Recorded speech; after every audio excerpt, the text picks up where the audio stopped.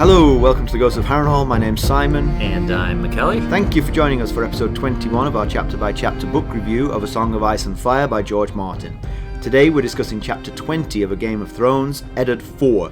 For those keeping score, that puts Ned level with his wife Catelyn on 4. That's and, right. Yeah. Jon and Bran are just behind with 3, and then the peloton behind that. As always, we'll chat about the chapter and try not to spoil any future plot points for you. And hopefully we'll provide you with some entertainment along the way. We'll summarise what happened, discuss our thoughts on it, provide some useful background, compare it to the TV show, and indulge in a little pedantry. Be sure to check out the show notes. They provide some additional information about the characters and other things of interest in the chapter. Yep. How are you? I'm doing all right. How about you? I'm all right. So I went to see the doctor. Yes. And the doctor, I had my shirt off, and she said, I'm a little bit concerned about this. I'm going to take a photograph of it. And I was like, that makes sense, take a photograph of it. She said, will you unlock your phone?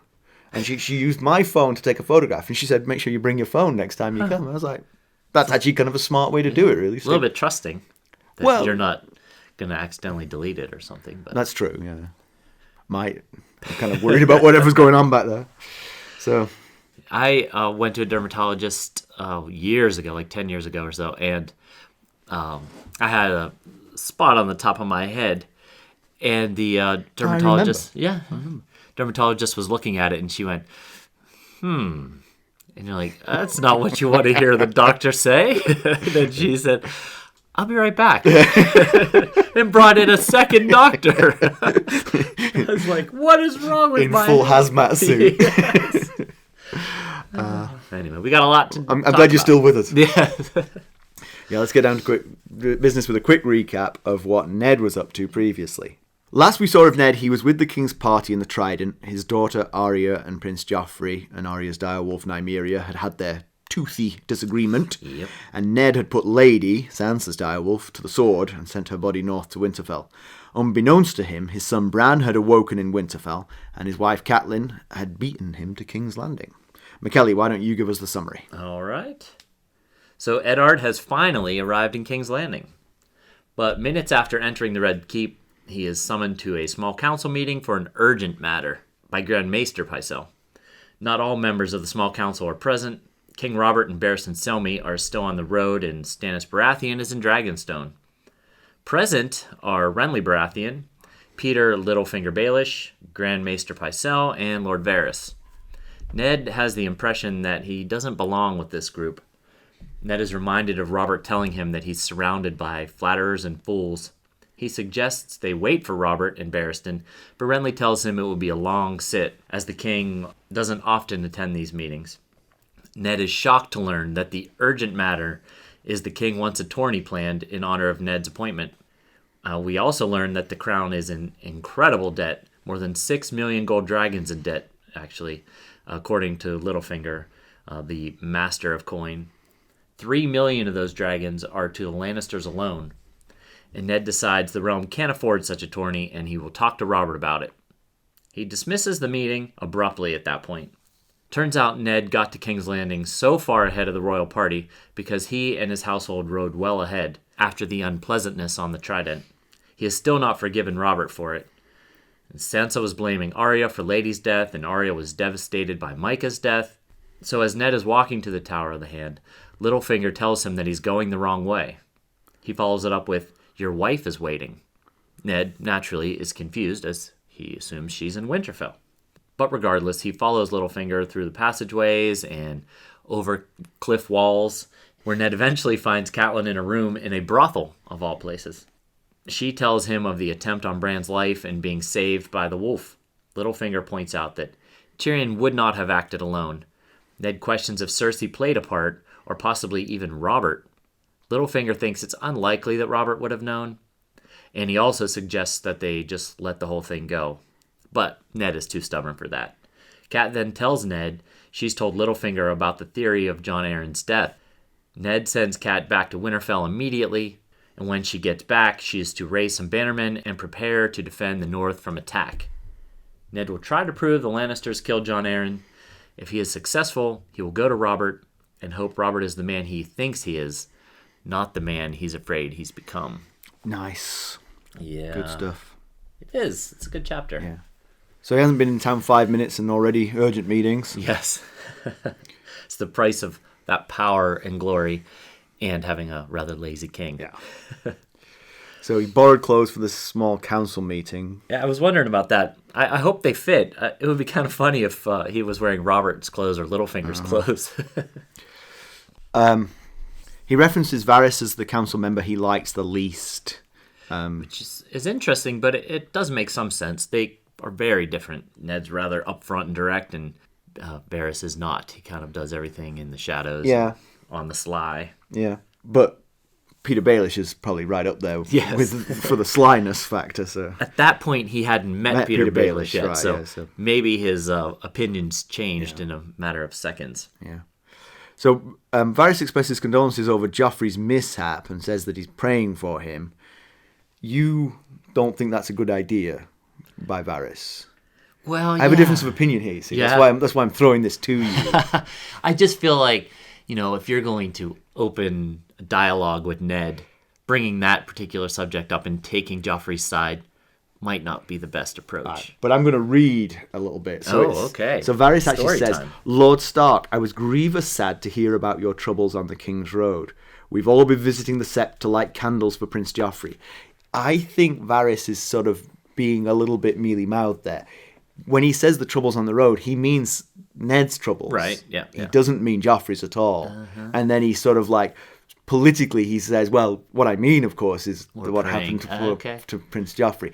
I actually think, and I wonder if I'm influenced by the TV show here, because Varys is played really well by Conleth Hill in the TV show. Yes, he is. And he's very good at bridging that sort of saying one thing meaning the other kind of thing. And so I'm maybe slightly influenced by that, but that's how I'm perceiving this, that he is actually putting out an olive branch to Ned and then simultaneously saying, oh, of course I mean Prince Joffrey. I wonder if Ned picked that up.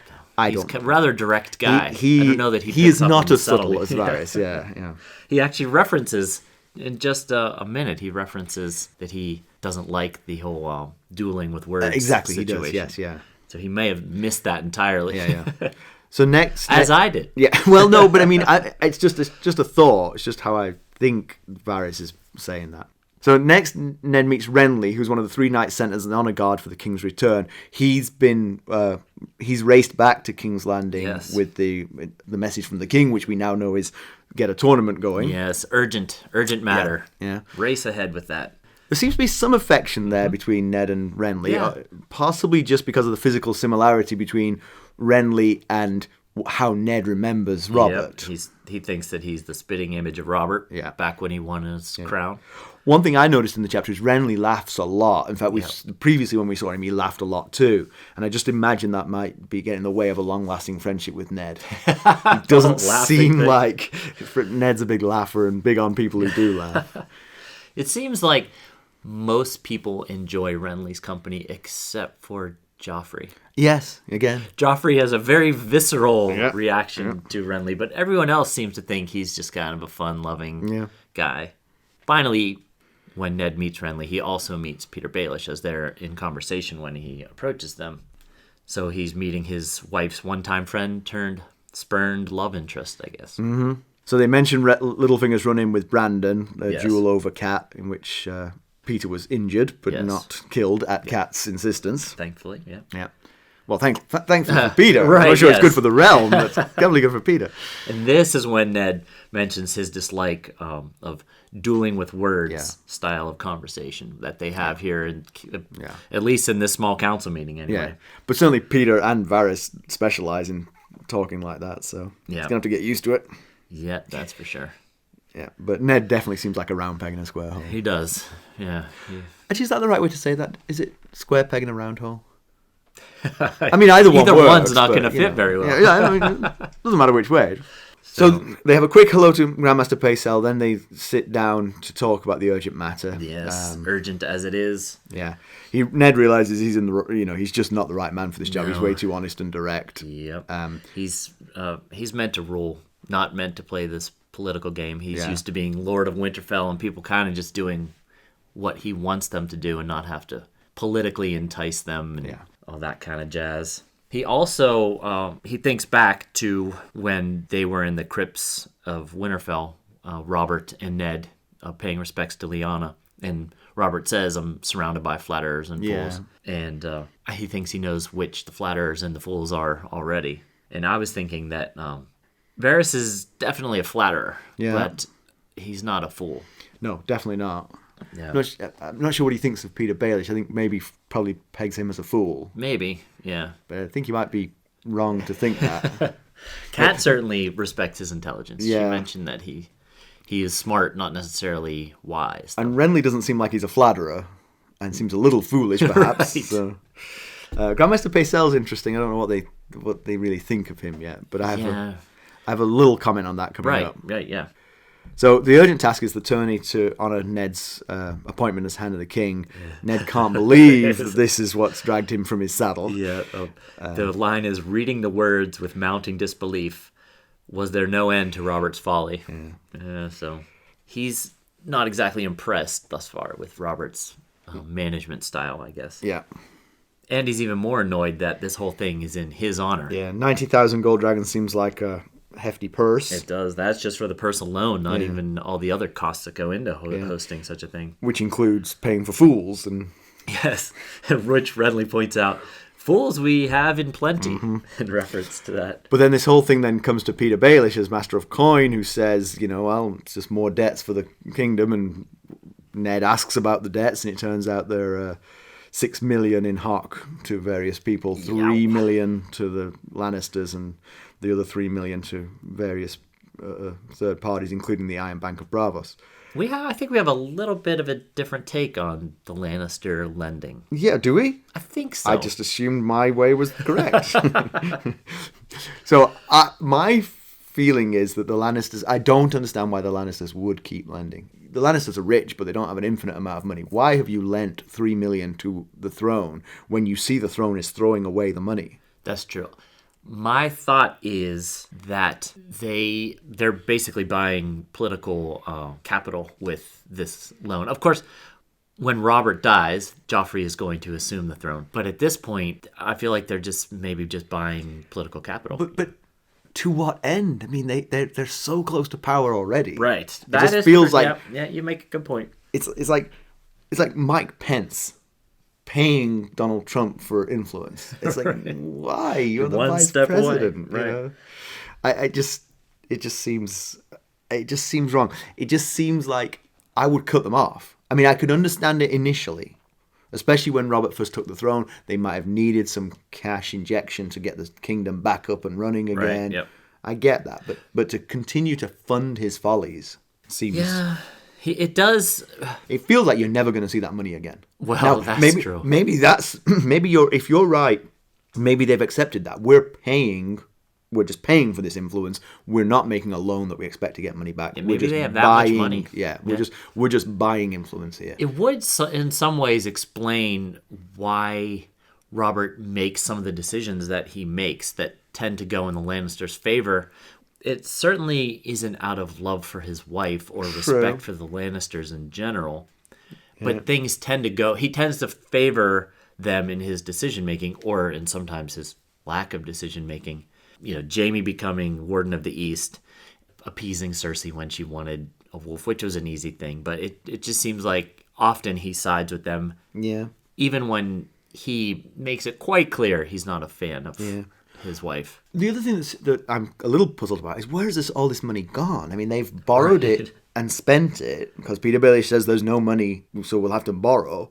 But how have you spent 6 million golden dragons? Who's got it? It's got to have landed in someone's pockets. I'm guessing a lot of the tournament winners. And how many tournaments have there been? It just seems because that's a lot of. If you figure that about 100,000 golden dragons per feast / tournament, that's a lot of those to get to 6 million. So it can't be all just feasts and tournaments. So actually, but that then brings me to another point. Ned says that Jon Arryn would never have allowed this to happen. Is the small council stealing? Oh. Are members of this small council stealing from the realm here? I hadn't thought about that. Because that just it occurred to me as I read it. He's right. Jon Arryn wouldn't have let this happen. Yeah. So Pycelle and Renly both point out that Jon Arryn would not have let him spend like he's been spending, but that Robert doesn't often listen to wise counsel, basically. Yeah. So Sorry, I was deep in thought. hence the long pause. a very pregnant pause. I was expecting you to hit me with some really crazy wisdom there.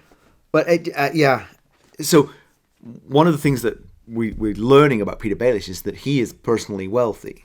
He is only a minor lord. Minor lords make their money from taxes of their lands around them. He probably gets a salary as Master of coin, but he's wealthy. Right. He had that fancy Valyrian steel dragon, which he could gamble dagger. with. Yeah. Yes. Yeah. I don't know.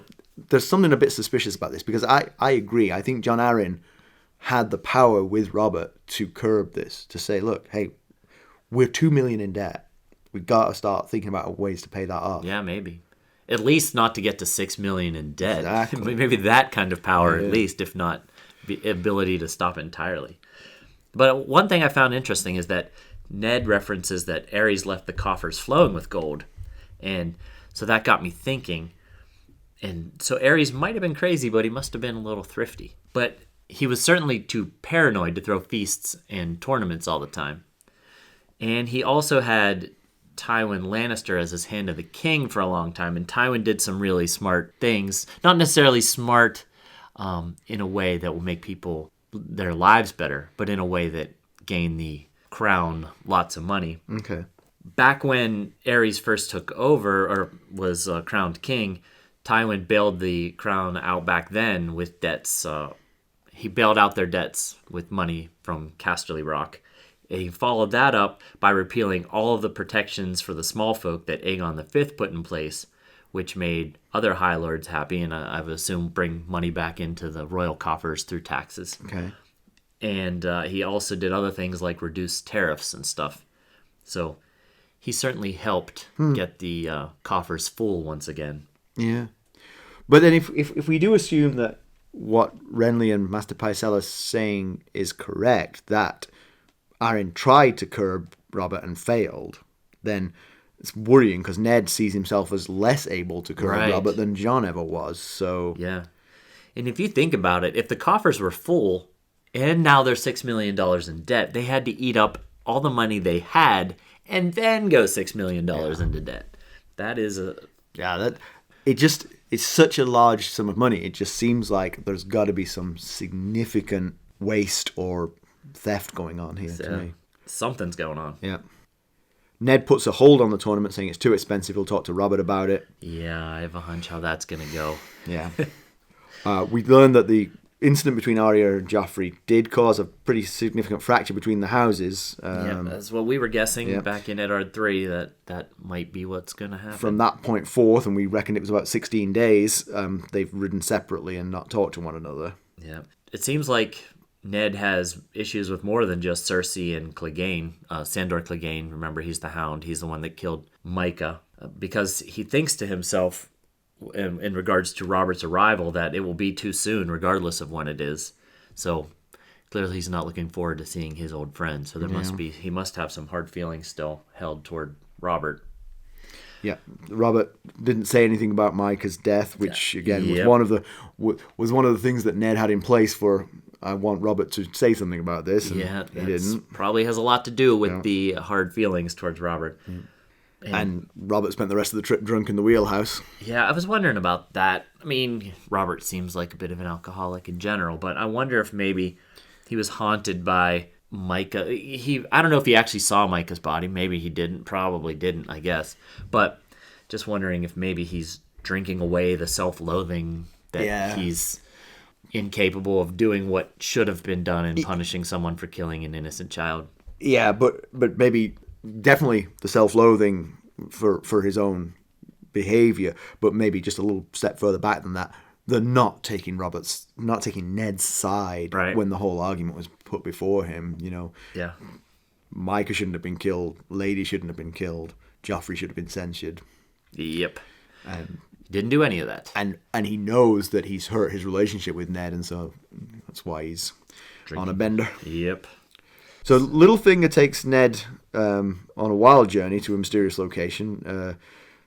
because it's a brothel and he says his wife's in there, and Ned thinks it might be just a bad joke. Yeah. And, he's planning to finish the job that Bran started. Yeah, he pulls a dagger and puts it up under his chin, I think. Although Petyr Baelish actually makes quite a funny comment. He says, Bran might be the tough guy, but he's been dead 14 years, That's and here true. I am as Master of Coin. So That's a good point. Yeah. Playing the long game, Littlefinger won that one. Yeah, you got to imagine Ned's in a pretty foul mood at this point. Yeah. He's been on a long journey. Wearing someone else's clothes. Yeah, right. So if he sees this as a rather crude joke, imagine he's probably not in much of a mood for it. Not that I imagine Ned's ever in much of a mood for a crude joke about his wife, but especially not at this moment. Yeah. But thankfully, Sir Roderick Cassell stops in, or not stops in, he stops. Hello! How you doing today, guys? Stops him from finishing the dagger under the throat thing, and thankfully Ned recognized Cassell without his trademark white whiskers. Mm-hmm. So, useful turn of events there, I guess. So it's curious, you mentioned this actually, that neither Petyr Baelish nor Varys informed Ned about Cat straight away when they see him. So presumably they have incomplete faith in the other members of the small council, that's Renly and Grandmaster Pycelle, to have that information and not blab it. Right. I think a couple of times people have said, the more people who know a secret, the less it's a secret. And so yeah, we're learning that. That's for sure. But yeah, Varys and Petyr were certainly willing to sit on that information. Yeah. They're also the kind of folks who know how to best use a secret. Right. And use information. Yeah. Clearly, Cat's not so good at that whole espionage thing. So the happy couple gets reunited. Ned fears that it's news that Bran's died, but Cat explains everything from the assassin who smelled of horses to Summer, Bran's dire wolf, saving them both. Yeah, she wouldn't know the wolf's name Summer yet, but we do, so we can finally use the name. Yes. I could have said Bran's as then yet unnamed, but let's call her Summer now. Him Summer now. All of this sends Ned into a bit of a panic. Well, yeah, as much of a panic as the stoic Lord of Winterfell can muster anyway. He's worried that the gods sent the wolves to protect his kids, and he's just killed one and allowed the other to disappear, so... Yeah. So Ned wonders what we all wonder, why on earth would Tyrion want Bran dead? But I mean... It also applies to whoever you point the finger at, really. Why would anyone want Bran dead? Right. Littlefinger points out that Tyrion wouldn't have acted alone, starts to question the Queen's involvement. Then a terrible thought hits Ned. Could Robert have known? And that's got to be a hard thought for him to have, as Robert is his lifelong best friend. But at that moment, all of the child murders that Robert has condoned start to flash across his mind. Rhaegar's kids. The talk of killing Dany and Viserys, and then in just the past few days, doing nothing about the death of Micah. So there's certainly precedent, but would there be any motive for Robert to be involved in such a thing? Yeah, I mean, that's still my question. You can speculate all you want, but you need motives to give any of this any credence. Especially with Robert. I mean, clearly he's not a big fan of his wife, Cersei. It seems like he cares more for Ned than he does Cersei, although he sided with Cersei at Derry at the little trial that they had for the kids. But then again, I mean, I guess if you extrapolate that whole thing from Ned's perspective, Robert knew that Cersei was in the wrong and yet sided with her, ending up with one of the direwolves being put to death. He's thinking, well, it's just a short step and a jump from that to one of my children. Right, know? True. Yeah, that's good. I hadn't thought of that. But again, I wondered if maybe this huge financial debt to the Lannisters might play a factor in some... If there was motive. I'm not saying that Robert was involved, and Littlefinger doesn't think Robert's involved, but if he was, could the 3 million golden dragons that he's in debt to the Lannisters for have been used to pressure him? When she said the man I married would have had a wolf's pelt on my bed before nightfall, she meant... You owe my family 3 million golden dragons. You better do what I say. Something like that. That was the subtle subtext. Yes. Yeah, that's true. So Littlefinger, who again is Petyr Baelish, suggests that they just throw the dagger into the sea and move on. Tyrion's only going to say that the dagger was lost or stolen. Yep, and that's all. He can easily just say that. Yeah. He's right. And if it was ever presented to Robert, he wouldn't be able to connect the dots, or like you say, he's pandering to the Lannisters. Possibly. It's just. But it's Ned Stark. He isn't going to drop this. He's much too stark. Yes, indeed. And he points out this exact thing to Petyr Baelish, Littlefinger, when he suggests just chuck the dagger in the river and forget about it. He says, I'm a Stark of Winterfell. My son is injured and saved by a wolf pup found in the snow. Do you think I'm just going to let this go? Really? As you'd expect, as cats want to do, she's told Petyr Baelish about the suspicions about Jon Arryn's death. And just a quick reminder, what they're referring to there is that Cersei had killed Jon Arryn, who is the former Hand of the King that Ned is replacing.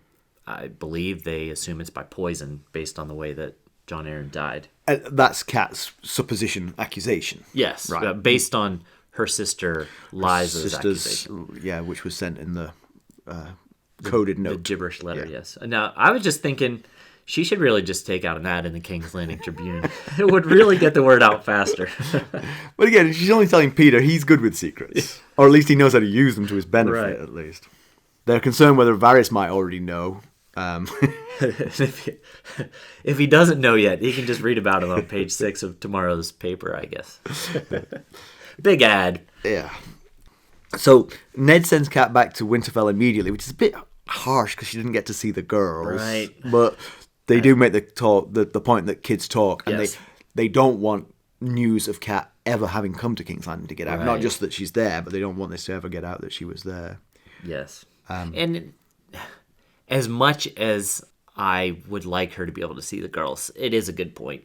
Yeah. I mean, there are just kids. They could very easily slip, and then that would open who knows what other cans of worms. Littlefinger offers them the room, but they just need a few minutes for their goodbyes.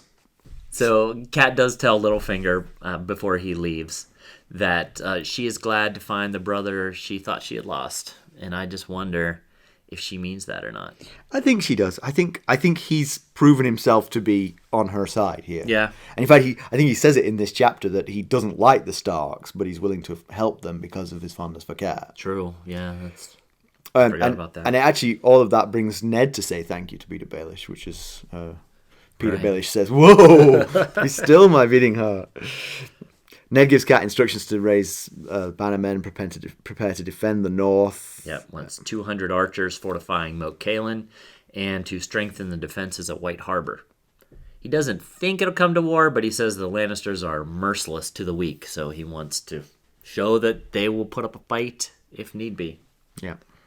He's going to get the proof he needs and go to Robert and hope he's the man he thinks he is, not the man he's afraid that he has become. That is the question. Yeah. He keeps saying how much he loves and needs Ned and how much he loved Lyanna, and he keeps frequently saying negative things about his wife. But so far, I feel like his actions have not exactly bared that. No. In fact, what they've proven is that he really loves an easy life and Right. lack of conflict with those around him. He's going to do whatever it is to make his life easier. So background information, Grand Maester Pycelle has been on the Small Council for more than 40 years. Grand Maester is elected by the Conclave of the Citadel, which is the seat of learning of the Seven Kingdoms. He serves on the Small Council and is considered the Citadel's representative there too. It's commonly held that he is the most renowned Maester, but the Conclave elects the man they think will serve them best, usually one of the best, but they definitely consider cunning and politics in their choice. Okay. It's not just whoever's the most skilled. Right. Only the Conclave has the right to remove the Grand Maester from the Small Council. But certain kings have worked around this technicality by the tried and tested means of killing the current one. That's one way to do it. Because Try to keep him in office now. tried and tested absent the others. Once the others come in, that may not work either, you know. Hey, I'm back. That's right. Pycelle comes across as rather feeble and decrepit, but it might be a front. At one point, Master Pycelle asks Petyr Baelish if the Treasury can afford the tournament. Yeah. And Petyr Baelish's response is, "Spare me this foolishness, Maester. You know as well as I do that there's no money in the thing." Which strikes me as the kind of thing you wouldn't say to a doddering octogenarian, but it might be the kind of thing you'd say to someone pretending to be a doddering octogenarian. Okay. Right. Yeah. So See what you're getting at there. it just feels like, I don't know.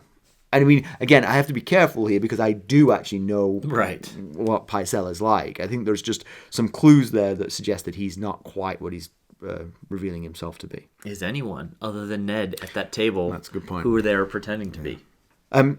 They mentioned that one of the people that we're part of the Seven Kingdoms. I hope not. Yes, that the Seven Kingdoms in debt to is the Iron Bank of Braavos. It's the world's biggest bank. Its home is in Braavos.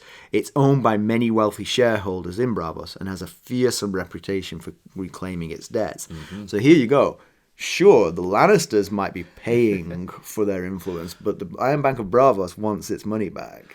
Maybe they're getting the money from the Lannisters to pay the They debt. may have to do that, but again... That's why they keep getting further in debt to the Lannisters.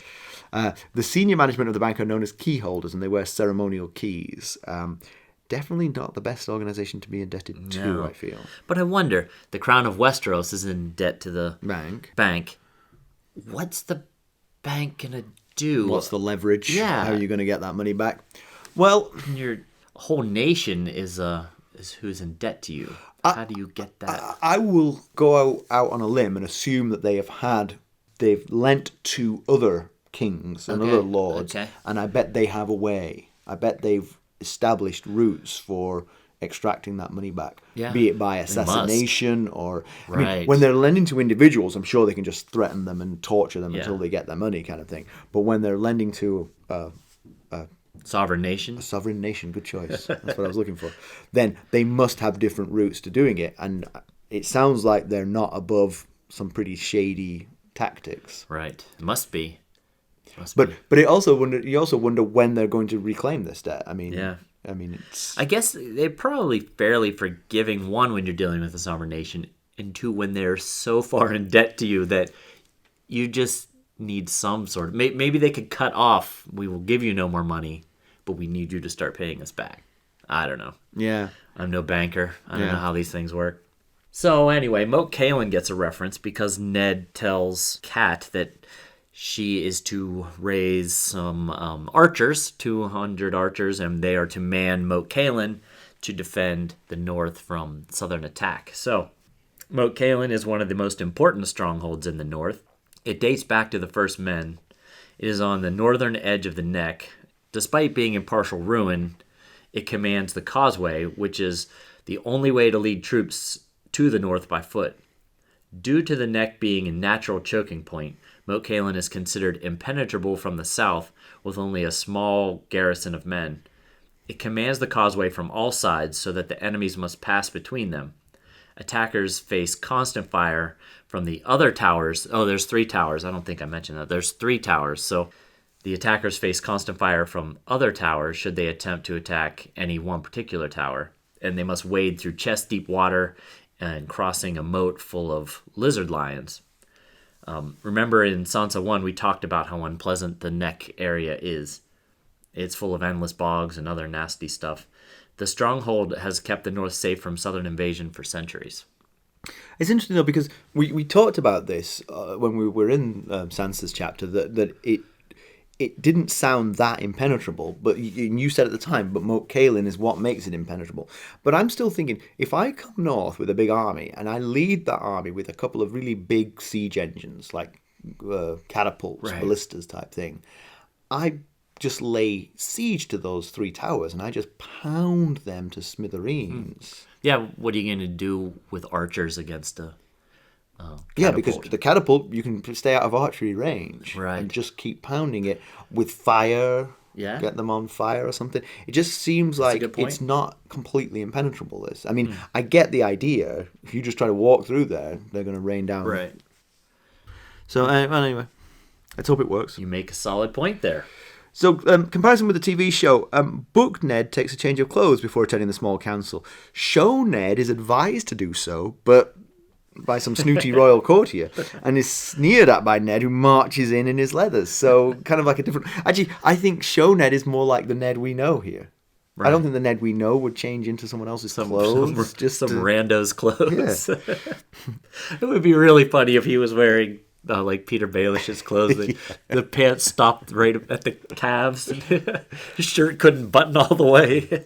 But pretty much everything else is captured. The small council meeting is verbatim, essentially, and then he goes off and sees Cat, and their conversation is much as it was reported here. So pedantry corner. One thing, this is just a technicality, this is just an editing thing, but you, in your summary, described them being 6 million golden dragons in debt, but the book actually says 6 million gold pieces in debt. Right. And I don't know if there's a difference. It's the only example I can find of the use of gold pieces in the book, so I think this was just an editing mistake. It could be. I did notice it when I was putting the summary together and just thought, oh, he means golden dragons. But I never thought about whether that could just be a mistaken word use. Yeah. So, and the other one is what we've talked about quite a bit is why do people keep lending to the Iron Throne when they're not repaying their debts? Yeah. And that made me think what you said about the Iron Bank. When banks give loans, they want collateral. What are they offering as collateral here? You know, it seems like there can't be. Yeah. I don't know. Maybe we'll find out. So, conclusion, I think this is my favourite chapter thus far. I love the intrigues of court. I love Varys and Petyr Baelish. Right. And their intrigues. Yeah, it's good stuff. We've got our first small council meeting. Yeah. And did not go swimmingly for Ned. And he's Although, I have to say, it felt like all 4 other members of the council were on his side. Right. It wasn't like he was getting pushback from them. They basically agreed with him. That's true. They were all saying, well, knowing what we know, we're going to plan for this tournament to happen because it's going to happen. Yes. But you are right. This is crazy. We all notice how crazy this is. We're just going to do it because the king says so. Yeah. So I guess I was meaning him feeling like he doesn't belong here. Yeah. Was kind of what I meant by it. It didn't go very well. He notices, I'm not like these other guys. I'm not cut out for this kind of political game that's required to be Hand of the King. Although, he's the second most powerful person in the realm, so I guess maybe he could make some changes. I don't know. They're still... The problem is the one thing he really needs to change is the most powerful person in the realm. That's right. That's the biggest single change. Yeah. But he's been in King's Landing for a few hours already, and he's not exactly making a lot of friends, which kind of reminds me of a certain son of his much, much further north. Oh, yes, yeah. Yeah, he hasn't beaten anyone up in the sparring yard yet. Right. Neither one are excelling in the old bread-making department so far.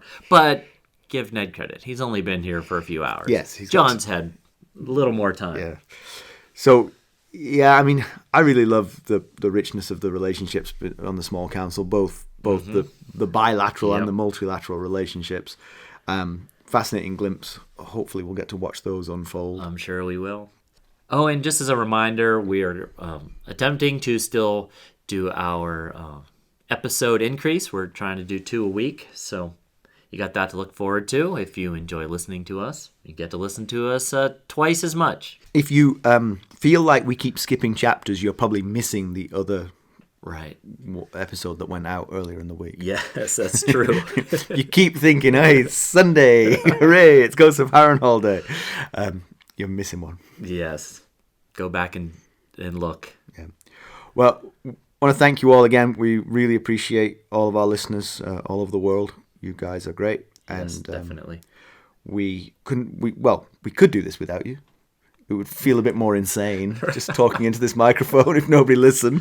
We wouldn't even bother to turn it on. Yeah, like we did that one time.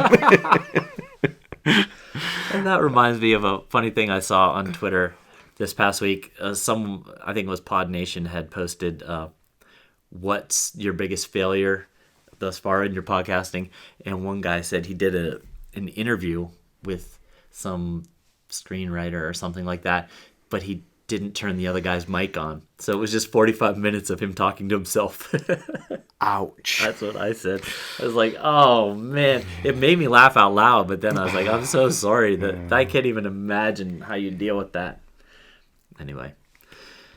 So, as always, you can reach us at ghosts.harrenhal@gmail.com. And please go out and follow us on Twitter if you would, at @ghostharrenhal. And we are also on Facebook and on Instagram. So, all various ways that we'd love for you to go interact with us. Yeah. Please like, subscribe, and leave us reviews. That would be great. Really help us get the word out. Okay, thanks for everything. Thanks. Bye. Bye.